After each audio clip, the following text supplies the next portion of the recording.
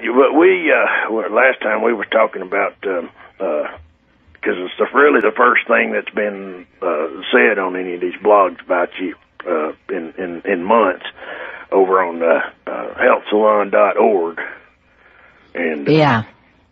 We was talking about, because there was it was two new posts put up there, one by somebody named David and somebody, and another response by the moderator, the name that I've been seeing a lot, but we never brought this person into the puppet theater because I don't know. She gives it. There were too many already.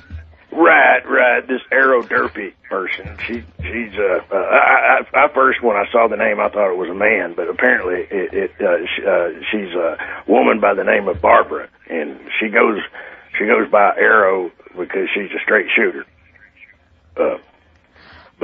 She gives health advice. It's a self-proclaimed straight shooter or what? Well, I don't know. But she's the moderator over at healthsalon.org. But But yeah, that's a suspicious job.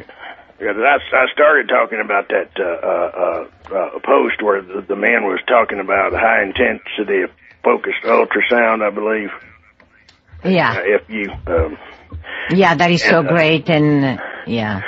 Right, and let's see, I've actually got it here in front of me, if I can just find it. And he brings up, this is what I think I was going into when we ran out of time last week. He brings up a Dr. John Goff, who has a bunch of titles and a bunch of accomplishments he lists, and says that he believes that 80% of all breast cancer is caused by medical radiation. And that's one, so that's one thing he'd say that I don't know if you agree or disagree with that, but I disagree with that. Radiation, he's talking about medical radiation, right? Like from the mammograms or so. Right, right. I don't know, but yeah, there is, definitely, but it's not an 80%. 80% is drugs. 80% of all cancer is caused by drugs. And from what I got talking to different patients, different people, it's always, and for breast cancer, always go back to a certain type of drugs, medication that they take. That's the problem. Most of the things, it's just medical, it's radiation too, obviously. We all know radiation causes cancer. Why they still use it, I don't know. But radiation causes cancer, definitely. Better so do drugs. And iodine deficiency. If you start talking about Arrow Durfee, you're going to start hearing about iodine real quick. God, that's another one of those. Well, they's actually. Oh, we got a break coming up. We're going to get back on there as soon as the break is up. We always get stopped by breaks at the vital point. Anyway. Okay, we are back after another break. And before the break, I think you introduced the iodine issue, didn't you? Well, I made a mention of it, yeah. Well, what I do, I print up notes so I'll know what to look at before I call, so I don't, stammer and stutter the whole time. I do enough of that anyway, but the notes I ended up with was pretty long, and that's mainly because a lot of copy and paste that I did, because it's amazing. It seems like every post that this Arrow Durfee person put up related to the discussion of Lase Med tried to pull the discussion off into a iodine conversation. Kind of strange. There is two different pages on healthsalon.org having to do with Lase Med. And the first one, they's both set up identical, basically. They's both set up as a story of a patient, Ms Holt, I believe was her name. And they introduced it as a reprint from the amazing Mumford Bill Henderson's webpage, and say that. Oh, you mean Holt? Holt? Right. And both pages start out. They both start out as just a web page with her story on the page. Well, the first one got to a certain point, and there's arguing going on. There's a post by you on there, and there's a post or two by Wendy. And at one point, the moderator just shut it down. Didn't take the page down, but just said, this discussion is closed. Basically, I don't even remember. Pulled the plug on that page.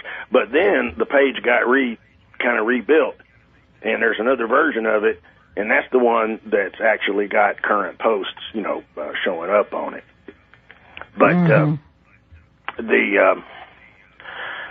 let's see. I don't even know where to begin. The most recent post that Ms. Durfee put on this blog, all the way to the second paragraph. May I make some suggestions for your friend? She would do well to research into Lugol's iodine. Take long. Now I just reminded myself of something else. I said that there was two pages. Two different Lase Med pages on her website, and they've both got comment, arguments and stuff. But the first one, it's a page that I'd seen months and months ago, and I remembered something about it because it got brought into the discussion on the page about an erroneous statement that there's no iodine used by Lase Med. That title of that page originally had Lugol's iodine in the title of the article, even something about laser cancer procedure combined with Lugol's iodine, and so I guess because of the arguments on the page, they went and changed the title of it. But I searched, I did the little picture in window. What? I mean, what prompted them to say that? I don't know, but that's the point I'm trying to make.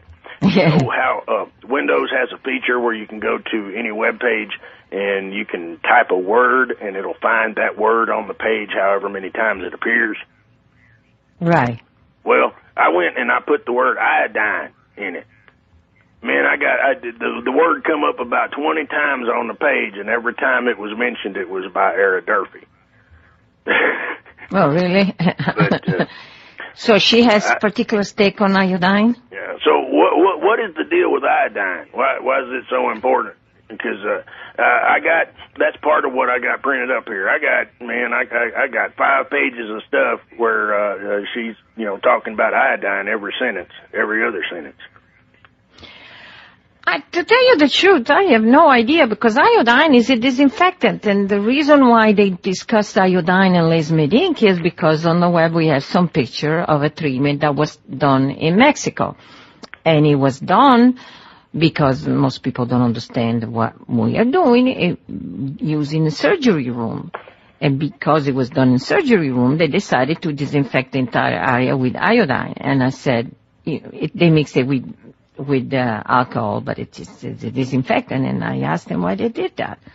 And they said because they do that in surgery. Yeah, but this is not surgery. We don't cut anything. And by the way, the comment that we stick the laser into the tissue, it's ridiculous. So, right. Yeah. So we don't cut anything, so there was no need. Actually, the laser light with the heat will kill any bacteria, so there is no need. We don't produce any cut or any damage. We don't need the disinfectant, but they put it there because that way they were running the bill of what they were charging us anyway. And that's why those pictures are showing the iodine coloration on the skin. Now, that does not mean that we use iodine, and I said it many times, and I'm still wondering why this individual keeps talking about bringing up iodine, like it's a wonder of iodine. I couldn't figure out what was going on. I couldn't figure it out until this week. A patient called me to just let me know how she was doing, and she's doing great, but she's one of those people that did absolutely nothing after a treatment, just went on with their life like nothing happened. But she said, because sometimes patients are in touch with the other patients that received the treatment, they asked them advice before they came, and so after they keep in touch.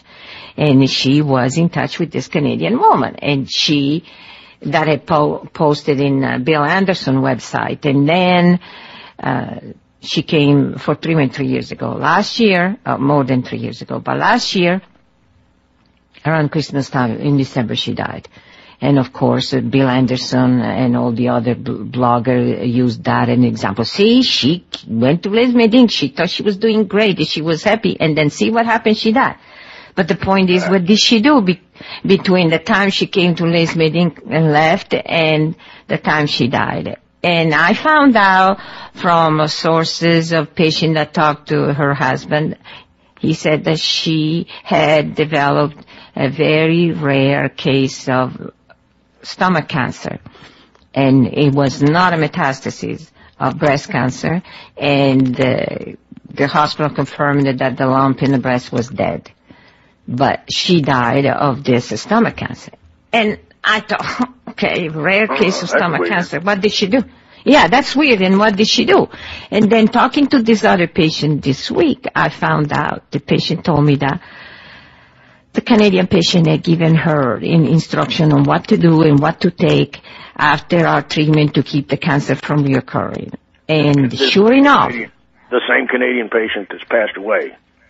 Right, with the rare stomach cancer. Okay. And as it turned out, she wasn't really ingesting any food. She was taking on a regular basis iodine twice a day, diluted in water and drinking it. Oh, sure, that's a good idea. Drink a disinfectant. That's really a great idea. I mean, they might as well, hey, if they want to disinfect the intestine, drink whiskey.